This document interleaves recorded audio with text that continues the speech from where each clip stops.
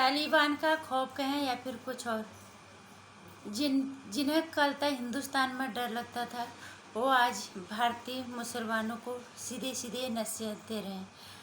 नमस्कार हिंदुस्तान, स्वागत है आपका मेरे चैनल नंदिनी जो मैं हूं नंदिनी। कैसे हैं आप लोग? मुझे उम्मीद है आप बहुत अच्छे होंगे और अच्छे ही रहना। कोरोना के नियमों का भी पालन करना है और ऊपर वाले से विनती अब भी करनी है कि हम इस कोरोना काल से जल्दी बाहर निकलें। और अब बात करते हैं हम हिंदुस्तान में डर लगने वाले जो लोग, जिन्हें डर लगता था, वो आज हिंदुस्तान के मुसलमानों को नसीहत दे रहे हैं। ये तालिबान का खौफ है या सच में सोच बदली है, ये तो वही जाने। लेकिन मैं बात कर रही हूँ नसीरुद्दीन शाह की। बहुत ही काफ़ी महान अभिनेता है, लेकिन कुछ दिन पहले उन्होंने जिस तरह की खासकर मोदी जी की सरकार जब से आई है तब से उनको कई दफ़े उनका बयान है कि हिंदुस्तान में डर लगता है।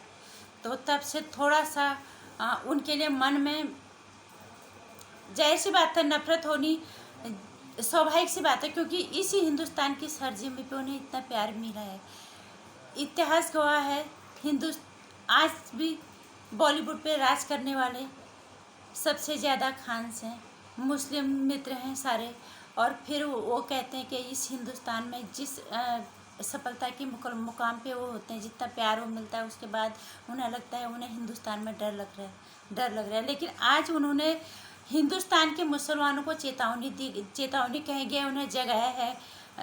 और सीधे सीधे तौर पे उन्होंने कहा भारतीय जो मुसलमान हैं, जो तालिबान की बर्बरता की जीत पे जश्न मना रहे हैं, उन मुसलमानों को उन्होंने चेतावनी दी है। और यह कहेंगे उन्होंने सजग किया है, जगाने की उन्होंने कोशिश की है। उन्होंने एक वीडियो जारी किया बुधवार के दिन। उन्होंने पूरा उर्दू में था उनका वो वीडियो। उन्होंने ये बोला है कि अफगानिस्तान पे तालिबान की जो वापसी है सत्ता में, ये पूरी दुनिया के लिए चिंता का विषय है। लेकिन उन्हें भारत में जो मुसलमान भारत में रह के तालिबान की बर्बरता पे जो जश्न मना रहे हैं, उनको उन्होंने चेतावनी दी है। उन्होंने ये कहा है कि आपको अपने मजहब में सुधार चाहिए या वैसीपन।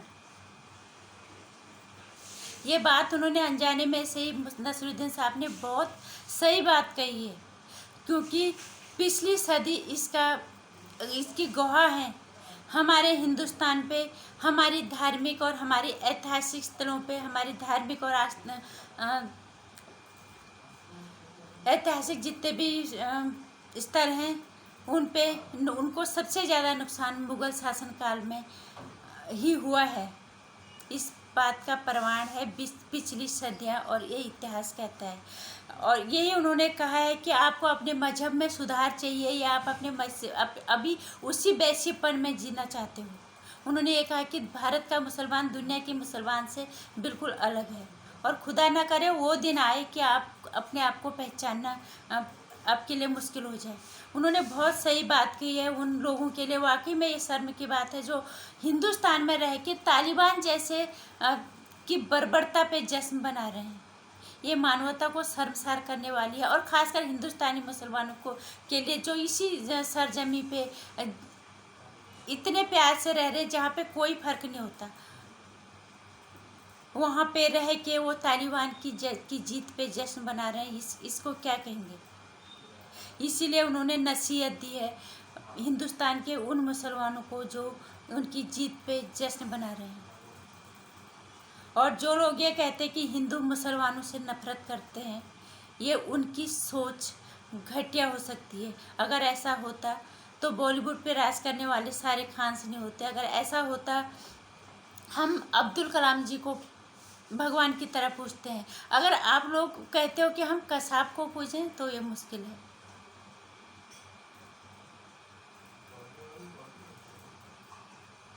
हाँ, अगर आप कहते हो कि कसाब जैसे लोगों से हम नफरत करते हैं, कसाब जैसे लोगों से हम ही नहीं सभी लोग नफरत करेंगे।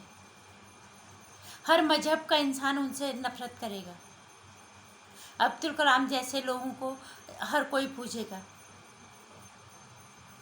जो लोग हिंदुस्तान में रह के ये कहते हैं कि हिंदुस्तानी मुस्लिमों से नफरत करते हैं, ये सोच कितनी नीच है। और जबकि प्रमाण ये मिला है कि हिंदुस्तानियों ने हमेशा सबको सर आँखों पे रखा है। और जबकि हिंदुस्तानी संस्कृति, हिंदुस्तानी कि ऐतिहासिक स्थल हमेशा ही मुग़ल शासनकाल में सबसे ज़्यादा नुकसान उसे पहुंचाया गया है। और जैसे कि नसीरुद्दीन शाह ने भी कहा है कि पिछली सदियों की तरह वैसेपन में जीना चाहते हो या अपने मजहब में आप नयापन लाना चाहते हो। उन्होंने बहुत अच्छी, बहुत बड़ी और बहुत शानदार बात उन्होंने इसमें कही है।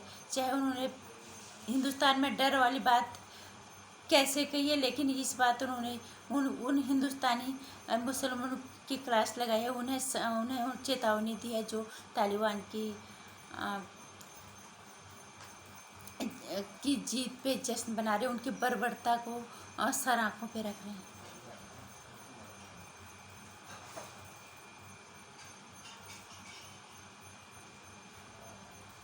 हिंदुस्तान ने हमेशा ही इस मजहब के वैसेपन को बर्दाश्त किया है। इसका प्रमाण राम मंदिर है, जो हमें सदियों के बाद अब वापस मिला है, जो जिसे कि कहा जाता है कि सनातन का अस्तित्व, सनातन का जमीर ही वही है। राम के बगैर हिंदुत्व का कोई अस्तित्व ही नहीं है। इतनी लंबी लड़ाई लड़ने के बाद हमें हमारा अस्तित्व वापस मिला है। ये वैसेपन का ही तो प्रमाण था। जिस धरती में आपको इतना सम्मान मिलता है, कोई भेदभाव नहीं होता, आप उस धरती में रह के किसी और देश की, वो भी बर्बरता पे, किसी अच्छे काम के लिए आप किसी का समर्थन करो, किसी की बर्बरता के जो कि मानवता के लिए शर्मसार कर देने वाला है, अमानवता कहेंगे। पूरी दुनिया इससे परेशान है, पूरी दुनिया से। और ये बहुत बड़ी चिंता की बात है, और ये बुराई मानव जात के लिए बहुत बड़ा खतरा है। आप उस तालिबान की जीत की उसकी बर्बरता पे खुश हो रहे हो, तो उन मुसलमानों के लिए वाकई में शर्म की बात है। और उन्हीं को चेतावनी दी है नसीरुद्दीन शाह जी ने कि आपको अपने मजहब में सुधार चाहिए, या आप अपने उसी पिछली सदी की वैसेपन की तरह आप जीना चाहते हो।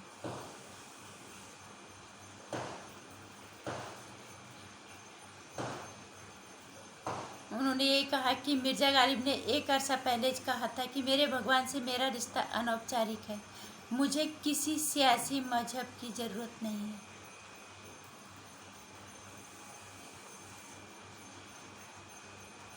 चलो, कोई किसी की सोच तो बदली, किसी तरह से बदली। जो नसीरुद्दीन शाह कल तक कहते कि हिंदुस्तान हमें अब डर लगने लग गया है, उन्होंने आज हिंदुस्तान के उन मुसलमानों को नसीहत दी है, और जो कि बहुत अच्छा है। और निश्चित तौर पे एक हिंदुस्तानी सनातनी होने के नाते मैं ये कहूँगी कि हम अब्दुल कलाम से बहुत प्यार करते हैं। अगर आपको होगी कि कसाब को सर आँखों पे रखो, तो ये तो कभी नहीं हो सकता। सनातनी हमेशा शरणागतों को स्वीकारता है, हथियार तब उठाता है जब बुराई सर से ऊपर आ जाती है। कसाब ने वही किया था, और शायद जो मुस्लिम तालिबान की बर्बरता पे खुश हो रहे हैं, वो शायद कसाब जैसे लोगों को पसंद करते होंगे, और इन्हीं के जैसे लोगों की को इस देश में चाहते होंगे। लेकिन यहाँ पे ये तो कोई सनातनी बर्दाश्त नहीं करेगा। जय श्री राम। नसीरुद्दीन शाह जी के इस मजहब में सुधार और वैसेपन को छोड़ के मजहब में सुधार वाले की जो सोच है, ये है बहुत ही शानदार है और बहुत अच्छा है, और मानवता का कद काफ़ी ऊंचा करता है। और अगर आपको अच्छा लगता है तो शेयर कर देना, लाइक कर देना वीडियो को, और अपने से जुड़े रहने का मौका देना। मेरे चैनल को सब्सक्राइब कर लेना।